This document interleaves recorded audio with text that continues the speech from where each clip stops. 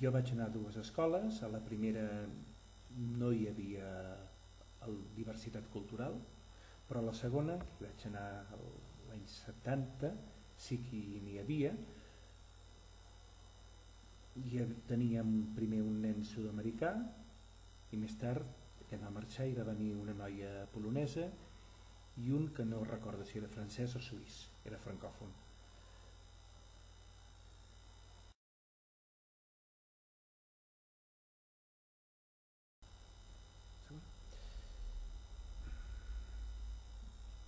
Bé, la gestió de la diversitat jo penso que era similar a la d'ara. El que potser no es donava tant d'importància al tema, possiblement perquè doncs, n'hi havia molt poca. S'intentava tractar-lo amb el màxim de normalitat, hi havia els problemes de sempre, però jo el record que en tinc és que no era massa complexa. Suposo que era per això, perquè n'hi havia molt poca.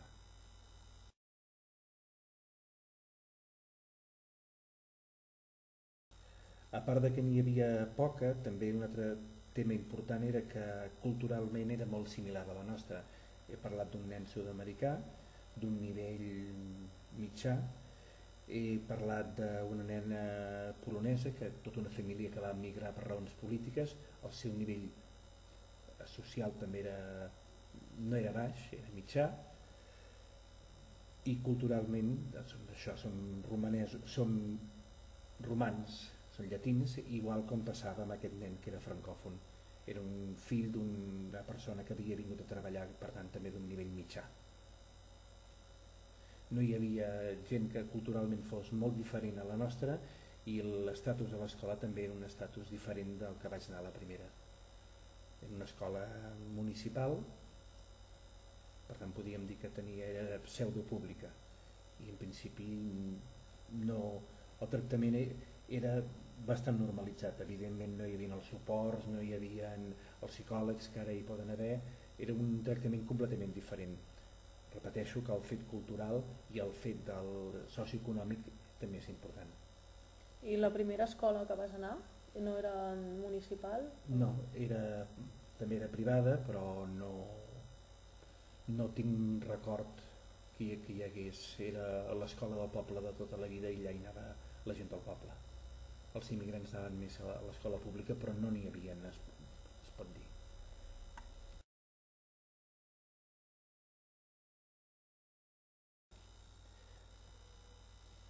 Bé, penso que està més ben gestionada a l'etapa de primària que la de secundària.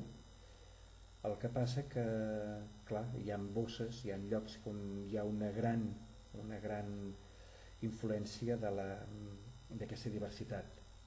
I això fa que sigui difícil de gestionar, però penso que l'escola ho sap resoldre bastant més bé que no pas la societat en si.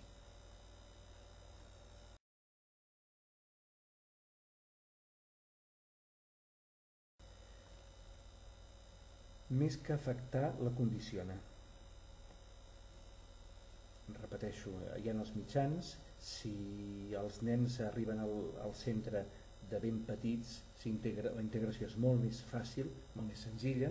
Si venen de més grans, llavors hi ha el problema de l'idioma que atura l'aprenentatge, però si es prenen els mitjans i socialment s'integren bé, no hi ha massa problema. El problema és quan hi ha o molta o una gran diversitat. Si no hi ha un excés, és relativament senzill.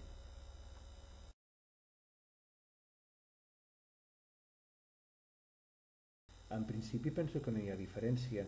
Repeteixo el que he dit abans, que la gent que ja arriba a certa edat sí que ha de fer un període d'adaptació important, cosa que els nens més petits ho tenen molt més senzill, però en principi no hi ha diferència. Possiblement l'única diferència que hi podríem veure és, repeteixo el que he dit també anteriorment, si el centre té molta immigració, això sí que condiciona l'ensenyament. Si el centre té poca immigració, possiblement és diferent.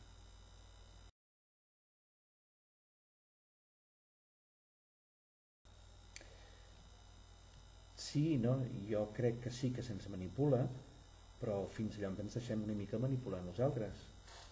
la societat, els mitjans de comunicació, qui té el poder, el govern, sí que posa unes directrius a vegades que no són les que pertoquen, però la societat, l'individu, la persona, pot una mica manifestar en contra. Des de l'escola això no és tan difícil. Una altra qüestió és a nivell social, però penso que cadascú pot pensar el que vol sempre quan sigui al respecte i que tampoc és tan complicat. Ara bé, quan hi ha una gran quantitat de migració és realment molt difícil de gestionar.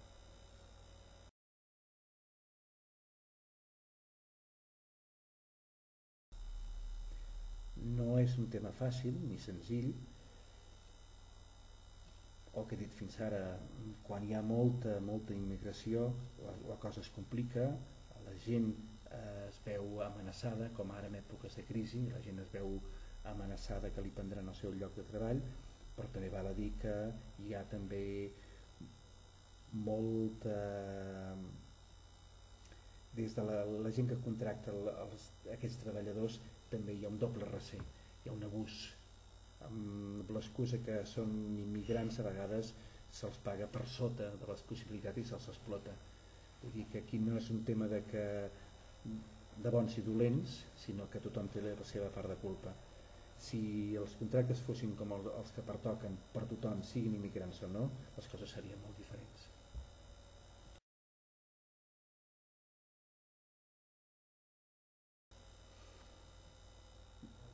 Segur que sí, segur que tindria problemes d'adaptació, segur que tindria problemes d'integració, segur que hi haurien problemes familiars, més quan algú es veu obligat a canviar del seu entorn, de la seva societat, del seu país, ha de ser dur. Si a sobre hi afegim el problema de l'idioma, encara ha de ser bastant més dur. Ara bé, hi ha un factor que també, lligat al que de la pregunta anterior, de l'abús que es pot fer a l'hora de l'entrada al món laboral, també hi ha una altra cosa important. Penso que quan un va a un altre país també ha de fer un esforç per entendre i per conèixer el país on va, i possiblement aquest també és un dels aspectes que falla actualment.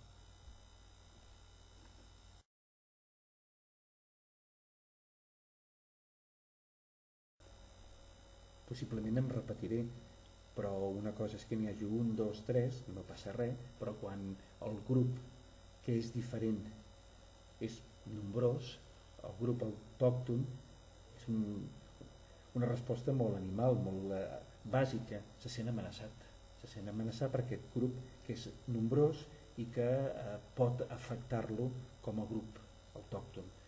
Si l'entrada és de molt poca gent, doncs no deixa de ser anecdòtic i interessant, però si és molt nombrosa, certament el grup receptor se sent amenaçat i reacciona de manera negativa.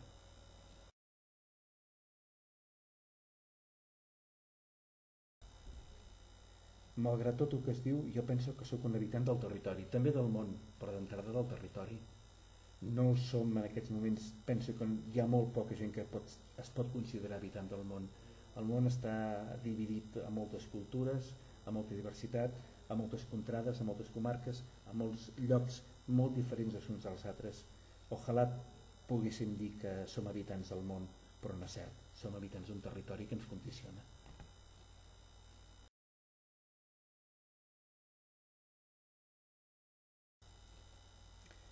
La diversitat cultural està bé, és bo que la gent ho conegui. Com més la gent conegui la diversitat que hi ha en el seu propi territori, a la seva pròpia societat, en el món, més fàcil serà integrar altra gent en el seu grup social i obrir-se a la resta. És bàsic, però no és fàcil.